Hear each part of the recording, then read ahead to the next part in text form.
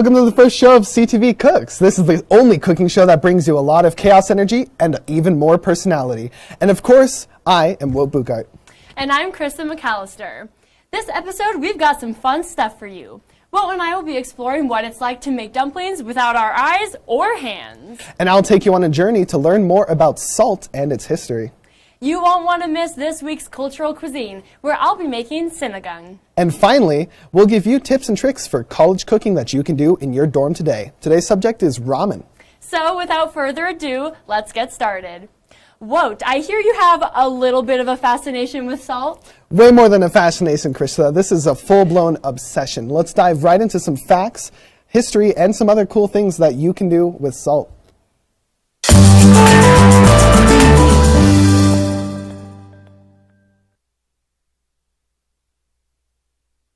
You have something in your kitchen over which wars have been fought. It was so rare in some places of the world that it was literally worth its weight in gold. Traveled over the Sahara on the backs of camels and made merchants wealthy. We're talking about salt. You probably day to day don't spend that much time thinking about salt, even though it's literally in our blood, sweat, and tears. Without it, you're not going to last very long at all. So let's spend a little time today talking a bit more about what salt is, what it does in food, and why it's important. And to do that, we're going to need to go outside.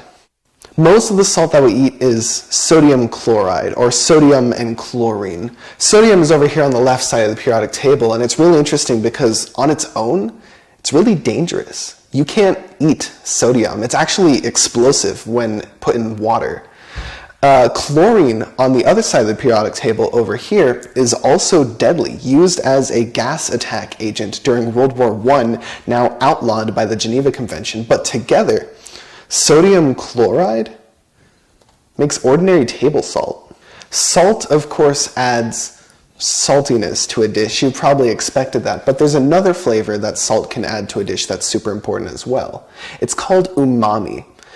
Now, if you haven't heard of umami, it's often described as a savory flavor. Mushrooms are fairly rich in umami flavor. It's super important in things like sushi. But what salt can do is salt will enhance the umami flavor of other foods. That means when you add salt to things like bread or your steak or whatever, you're not adding it for the saltiness, unless if you really add quite a bit. You're adding it to bring out the umami in whatever you're cooking. If you're just cooking with salt, you're going to add iodized salt to your dish. It's a staple. It's used in everything to add that saltiness and that umami flavors that we mentioned. But there's another type of salt that's really interesting to me, and I'd like to show you a bit more of what they're like. And it's called finishing salt. Finishing salt is something that you'll put on top of your dish as one of the last things in the dish. It adds saltiness and umami, just like iodized salt, but it also adds a bunch of other mineral flavors and has a bunch of other interesting content to it. This is the regular iodized table salt. This is the one that you'll find everywhere. You probably know what this tastes like, but let's see if I can describe it. There's a lot of saltiness, like you'd expect, but in this salt you get a little bit of sharpness, kind of, and that's probably from just the other stuff that's in the salt, so the iodization. It doesn't have a pure salt flavor, but it's salt. It's what you'd expect. Let's try that regular sea salt, the coarser grain sea salt. If I were to bet on how this tastes, I'm going to guess it's going to be a little bit purer of a salt taste, just because you don't have that iodine like in the other one. Okay, so that's weird. It's not like the same type of saltiness that you get from the table salt. Yeah, it's salty, but it's like you notice a salt flavor later. I first kind of got what you might describe as like a sandy taste, or like how the beach smells. There's definitely some more interesting flavors in here than just regular salt. And this is that Utah salt, the slightly pink one with the brown flecks in there. I expect a lot of variety of flavors in here. Let's give it a try.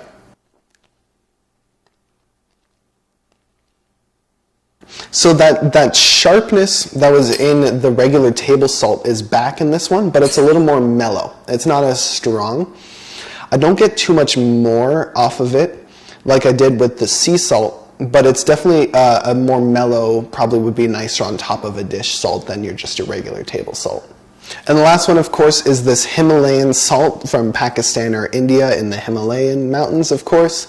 The very pink one with the lighter colored flakes. Let's give it a try. Oh wow, okay, so there's more of that, like beachiness, sandiness, kind of like that seaweed kind of smell, like the sea salt had. Not as much of a sharp saltiness like the table salt and the Utah salt. That's actually quite nice on its own. I like that quite a bit. And yes, you did just watch someone taste 4 different kinds of salt with a spoon. Well, that's about as long as I can talk about salt with it still being interesting. So I hope you've learned something about the staple of our modern diets. Let's head back to the studio. That was really interesting. I know that in my life, I do think about salt quite often, but not as frequently as I'm sure I probably should, especially after kind of watching that. My one question is, how was it trying straight salt? It's different, but when you do have different kinds of salts like that, and 2 of those are really nice, kind of expensive finishing salts, it's not as bad as you might expect. It's really interesting to kind of absorb a lot of those flavors in there. It's kind of really cool.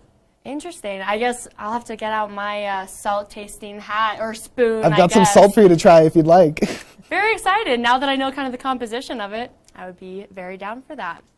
Well, Rams, we are going to take a quick break, but don't go anywhere because when we come back, we'll give you a look into how Wout and I made dumplings, but with a little bit of a twist. Stay tuned after the break. It takes less than 1 minute to find out if you may have prediabetes. You can do it here. But you probably won't. You're busy. Kids, work, show coming back in 48 seconds. So let's do this now. Hold up 1 finger if you're a man. Women, 0. 3 more fingers if you're over 60. 2 over 50. 1 over 40. If you're not sure, keep in mind you're sitting on a couch right now. So 1 more finger if you're not very active. 1 finger if yes, 0 if no. 1 yes, 0 no. Next, find the body type that looks most like you and hold up that many fingers while I look around awkwardly. And that's it. If you're holding up 5 fingers or more, you probably have prediabetes. Sorry to be so blunt, but hey, you're busy. Just go to the site. Welcome back from the break, Rams. This week, Krista and I got to explore our culinary skills by making dumplings. That's right, but we didn't just make dumplings. We made dumplings without Wout's hands or my eyes. Welcome to A Recipe for Disaster.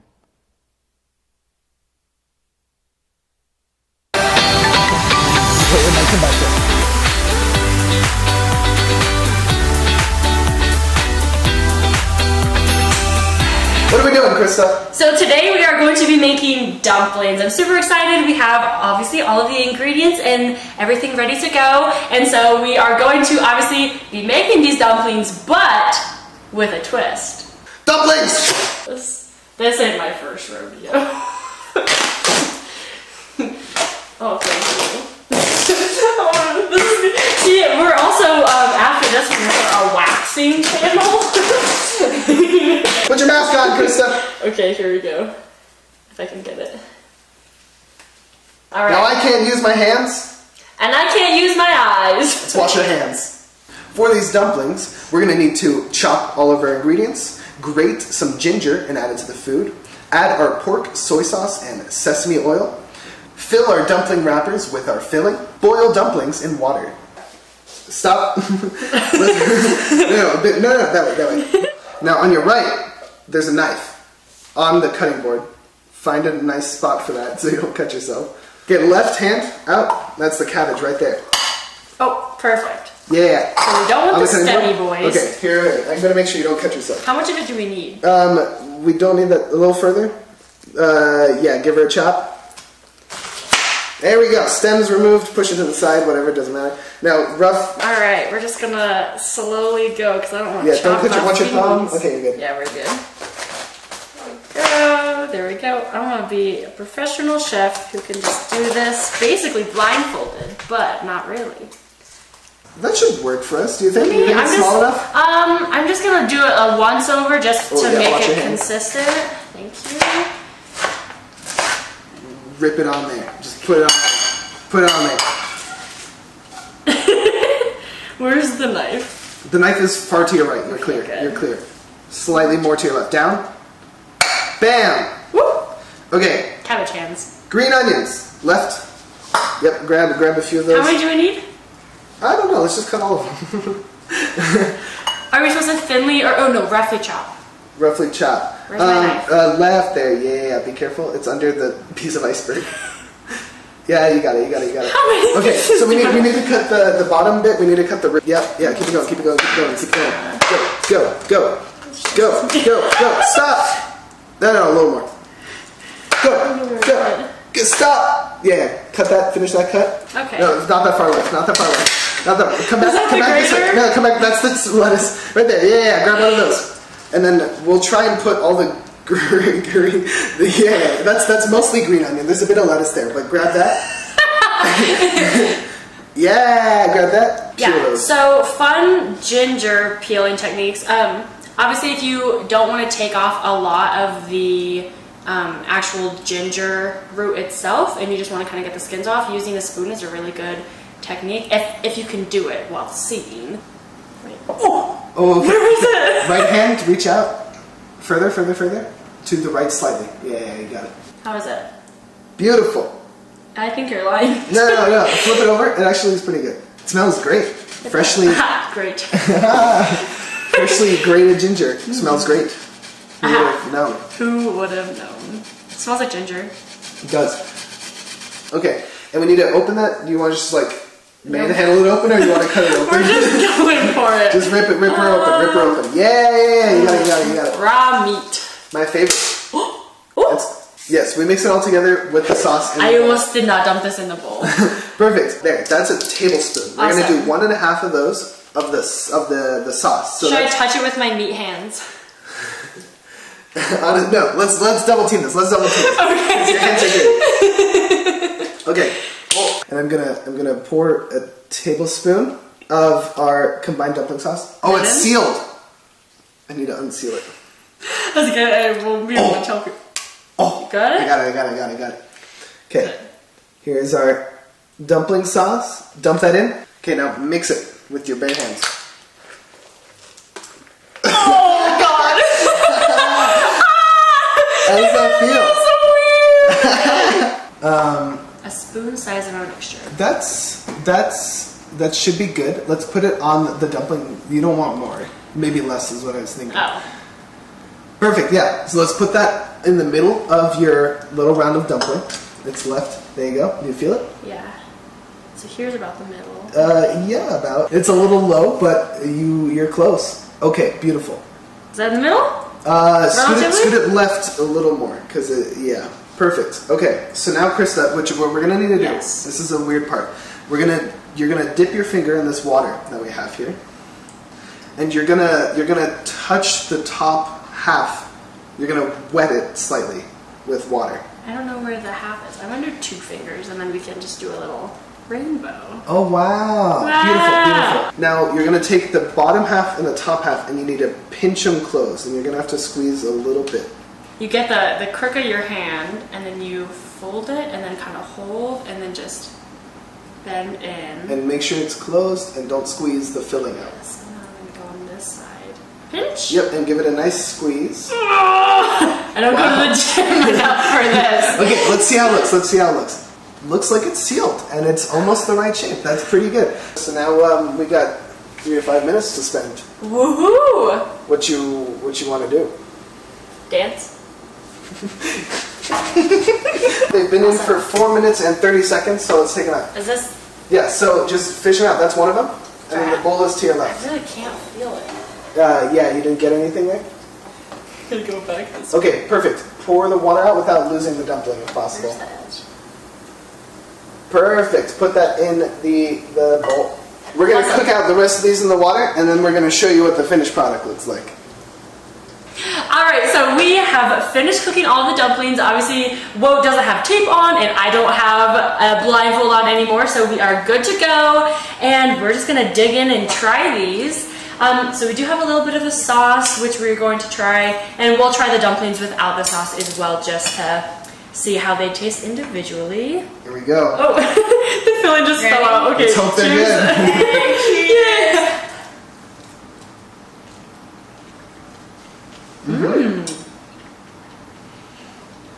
Okay. You know, I think the sauce is kind of carrying them a little bit. Yeah, the sauce that we didn't make is definitely... Okay, I tried mine mostly with other sauce. This is pretty good. I didn't get any of the weird crunch surprises. Oh, I did. 100%. I definitely, when I was chewing, it was like crunch, crunch, crunch. So I got a little bit of crunch, but I wasn't mad about it. So You know, I'd eat these though. Well, that was some dumplings that we somehow made. Back to you, Wout and Krista. What you didn't see there, Krista, because the blindfold, of course, when you dropped that ginger, our producer Hattie actually had to push it back to you a little bit so that you could grab it again. I was wondering how the ginger got back to me because obviously I couldn't see anything, but I did notice that it felt like it went pretty far away and then all of a sudden it was close, so I didn't know what was going on, but very grateful to our producer Hattie. We're about to take a break, but don't go anywhere, Rams, because when we get back, Krista is going to show us how to make shingun. And after that, we've got an amazing ramen recipe that all of us college students need in our lives. Stay tuned after the break. Dad? Just 1 minute, okay? Hey, Bobo, do trees tell each other stories? I'm sorry. I'm afraid I don't know that. Hey, why don't we go find out?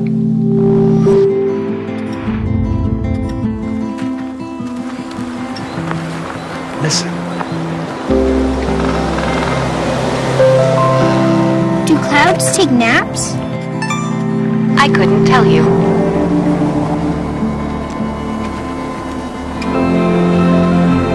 Can birds draw pictures? I don't have an answer for that. Dad, do stars visit their friends? Look!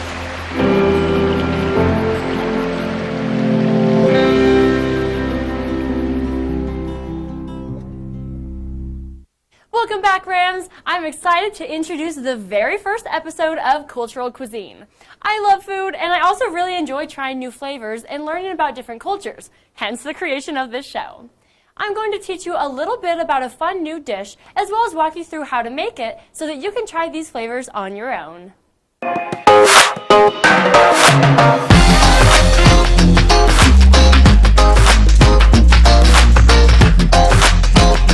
Hi everyone, and welcome to Cultural Cuisine, where I will be taking a look at different recipes from around the world. This week, I decided to make singung. The word singung comes from the Tagalog language meaning stew. Another common name for this dish is sour soup. Sour soup is a popular dish in Filipino cuisine that gets its name from its savory but sour flavor. The process for making this soup has changed over the years, but the basic elements have stayed the same. The dish is typically made with a type of meat, vegetables, tomatoes, as well as tamarind flavoring. Different regions in the Philippines use different types of meat when making this dish, including pork, chicken, fish, and shrimp. A variety of vegetables are also used. You can kind of throw in whatever you want, but the most common ingredients are bok choy, broccoli, green beans or string beans, okra, and eggplant. Moving on to the fruits in this dish, tomatoes are used as well as tamarind flavoring. For those of you that don't know, tamarind is a tropical fruit that's native to Africa, and it's used in sinigang as a souring agent. The tamarind tree produces bean-like pods that contain seeds surrounded by a sour pulp. If you are making the soup from the tamarind fruit itself, you should boil the fruit until the shell falls off, and then continue to boil that fruit until the sour flavor diffuses into the water. If you don't have access to the fruit itself, though, you can use a tamarind soup mix in this recipe, which is what I'm going to be doing. Some people will also use guava or raw mangoes instead of tamarind in order to get that sour flavor that we're kind of looking for. This soup can also be put on top of rice, which adds a little extra comforting element to the dish. One of my roommates is actually Filipina, and she says that she likes to make this soup whenever she needs a little reminder of home. So now I'm going to walk you through how to make singung. The ingredients I used in the sour soup are pork ribs, green beans, an eggplant, a beef steak tomato, an Anaheim pepper, and the tamarind soup mix. I started by boiling water enough to cover the meat. Then I cut the pork ribs in half to help them cook a little easier. I put the ribs in the boiling water and set a timer for 2 hours. I then reduced the heat to a rolling boil. About 15 to 20 minutes in, the pork ribs started to create a foam on the surface of the water. The foam is created when the proteins in the meat start to break down, so I just removed the foam using a spoon. Removing the foam helps to create a clean finish in the broth of the soup. At this point, you want to turn the temperature down so your soup is at a consistent simmer. About 10 minutes before the ribs were done, I started cutting up my vegetables. I removed the stems and cut everything into bite-sized pieces. I cut the Anaheim pepper and removed the seeds. You will remove the pepper from the soup after it's done cooking so you can leave it mostly intact. After cutting my vegetables, I checked to see if my pork was done by poking it with a knife. If the knife slides easily into the meat, it's done. I then added my vegetables into the soup and added a little extra water. Next, I simmered the vegetables until they were done, stirring them occasionally. The beans turned a brighter green color and the eggplant and the tomato softened, so I knew that they were done cooking. To finish the soup, I added in a little more than half of the tamarind soup mix and stirred it at a low simmer until the broth gained more color. After serving up the soup, I couldn't wait to try it out. I'm so glad that I got to try out this recipe because it was definitely different than anything I've had before, but in a good way. The pork made the dish savory, which was complemented really well by the sour flavors from the tamarind mix. I honestly didn't think that sour and savory flavors would mix together well, but when these flavors were added in with those soft vegetables, I felt as cozy as a pig in a blanket. Well, all of this talk about food is making me hungry. Don't go away quite yet because once we get back from the break, Wout and I will be showing you how to make a simple but delicious ramen recipe that I personally can't wait to try. Stick around.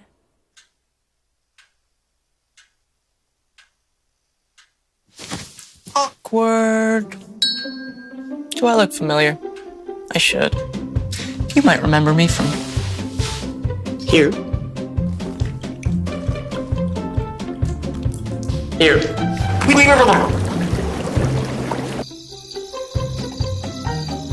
Or maybe even here. But an awkward silence can be a great thing. It can actually be a perfect moment to reach out to a friend and ask if they're okay if they seem down. It doesn't matter how you say it. You alright? Everything's okay? All G? You alright, girl? You cool? You bugging dog. Just show you're there for them. Go on, Kelly. Susie Awkward.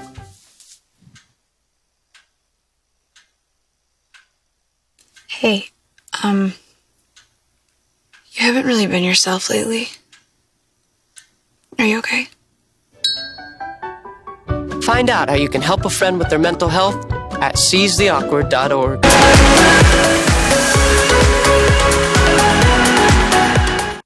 What's poppin', Rams? We have come to the final portion of our show, and for my personal favorite part, college cooking. Well, and I have found the best recipe for ramen noodles that is so easy that you can make it right there in your dorm room. Perfect. What are we starting with first, Krista? Looks like I've got some boiling water here. Yes, so we are going to start off by using this boiling water to cook our ramen noodles. So open up that packet and we will get started. What do I do with the flavor packet, Krista? Oh, just get rid of that. This is going to be real simple. Perfect. So the first thing we're going to do is put our ramen noodles into our boiling water. We're just using a simple hot plate, so this is something that you can obviously do in your dorm room because the resources that we have here, hopefully you'll have them available to you as well. And how long do we sit in this hot water here, Yes, Krista? so we are going to let those noodles stew for about 3 minutes. And obviously you can kind of check in. I know that ramen is a pretty classic college student meal, so I feel like we all know about when these noodles are going to be ready. Yeah, we can definitely tell. What's coming up after? Let's go through our recipe. Definitely. So all of the ingredients that we're going to be using today are obviously the ramen noodles minus that flavor packet. We do have some steamed vegetables. We just got this nice package of vegetables just for ease sake. Included in this package is broccoli, super sweet corn, cauliflower, and red peppers, as you can kind of see here.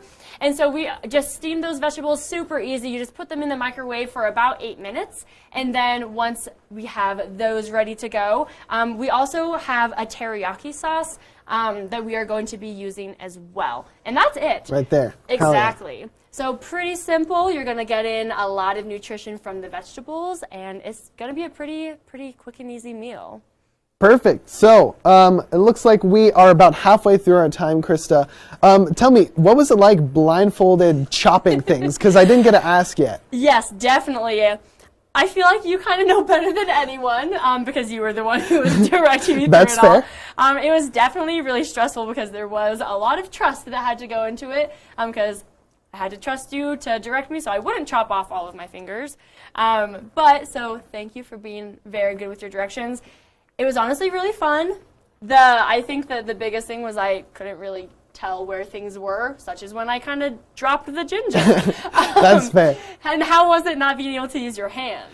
It was all right. I could get used to people doing stuff like that for me. What I did do the following day, because I kept them in the fridge, is I actually just put them on some heat, browned up the sides a bit, and I had them the following day too, and they were better, I think. Yeah, I think the one fun thing that we did was, because I obviously couldn't get things consistently chopped, we called those our crunch surprises. And hopefully the browning of the dumplings made them a little bit easier to take if you did get some of those surprises. But I thought that they were pretty good. I was happy with it. Cool. It looks like we are approaching 3 minutes here, Krista. What is the thing that's coming up next? Yes, so the next thing that we're going to do is remove our water and our noodles from that hot plate, and then we are going to strain out all of the water using our handy dandy strainer. So we have about 13 seconds, and we're going to check on these noodles. How are they looking? They're pretty tender. Okay. We can probably even go for it now if you're ready, Krista. Let's do it. I'm excited. Perfect. Okay, so I will use these, and we're going to strain out all the water, right? All of the water, okay. correct. Here we go. I'm going to turn the hot plate off. Safety first. There we go. Perfect. And the strainer that we're using is just a strainer inside of a bowl. It's just a little combination thing so that you don't have to keep all of that water in there as well. So perfect. Now that we have this, what we're going to want to do is pour the noodles into a saucepan so you can get that going. Beautiful. And so now, pretty easy, we're just going to add our steamed vegetables as well as our sauce. So we just kind of poured in a little bit of the sauce, but you can really just do that to taste. So if you do like a little bit more of that teriyaki flavor, add a little bit more in. If you're not as big of a fan, leave some out. So once we get the sauce and the vegetables in there, we are going to add that back onto our hot plate. And we're just going to stir that up for about a minute until everything is kind of nicely homogenized. And as soon as everything gets warmed up a little bit, then we're going to dig in. I'm really excited about this. Yeah, this is looking great. Krista, what do you think on the sauce? More or less? I would say maybe a little bit more. I kind of want to coat those cauliflowers a little bit. Okay, we'll add a little bit more of that teriyaki sauce. Perfect. All of it, why not? There we go. We're just really going for it. Here we go. And do we have our bowls ready, Krista? Yes, we do. Perfect. And so as soon as that is good to go, then we will get them all plated up. Here we go. Excited. You ready for this? I am very ready. Okay, I will do one of these here first. Get you some veggies, get you some noodles. Awesome. That's all noodles in that scoop, but we can get you some veggies in the next one. I love carbs, so it's not a problem with me. Perfect. And some veggies. Perfect. There we go. And you can get started on that one, Krista. Oh, I'm going to wait for you. We're going to cheers with this. We're going to cheers with this? Yes, Perfect. we are. Our first show. Absolutely. There we go. A little bit of veggies in there. Yeah, so this is just kind of a nice twist on your classic ramen. Obviously, we kind of poured out all the water, so there isn't as much of that broth, but we got a lot of other things to kind of take that place. So here we go. Are we cheersing with it? Oh, let me get some broccoli. Just gonna try to get a nice full bite here. There we go. I don't have any noodles, but let's go for it. Happy first show, Krista. Not gonna go well. Okay. So I just got broccoli, but that broccoli is perfectly cooked, perfectly steamed. I think we got the right amount of teriyaki. I don't know about you. How was the noodles? The part that I didn't get on my face was really yummy. I agree with you about the sauce. Honestly, this is great. Sometimes I think in classic ramen there's a little bit too much of the broth, because then I feel like I'm just drowning in broth and there isn't enough noodles. The thing I really like about this is that there are other things to kind of take the place of the broth, but it, to me, feels like a little bit healthier since we do have some of those vegetables as well. Do you know what? There's probably way less salt in here than a regular one. Perfect. Well, I am so excited to continue to eat this. So we're going to kind of keep on moving on. So unfortunately, that is all the time that we have with you tonight. Make sure to tune in tomorrow night for CTV's Thursday News broadcast. We'll see you next month for CTV Cooks, and as always, have a great night.